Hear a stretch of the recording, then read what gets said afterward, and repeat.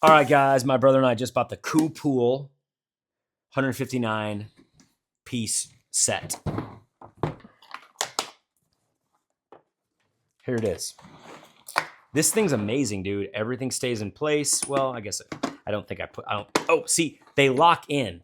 They lock in. So they do actually stay in place. When I closed it last time, I didn't lock that in place. So that's the only reason that was moving around. But here's the thing. This is selling over 400 a month, tons of 4.5 and 5-star reviews, not your run-of-the-mill budget tool set. This stuff's heat treated. It's solid vanadium steel.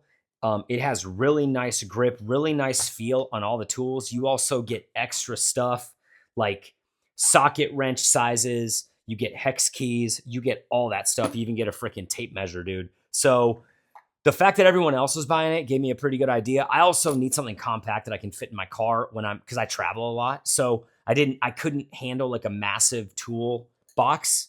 Dude, this has everything you need, dude. Don't look any further.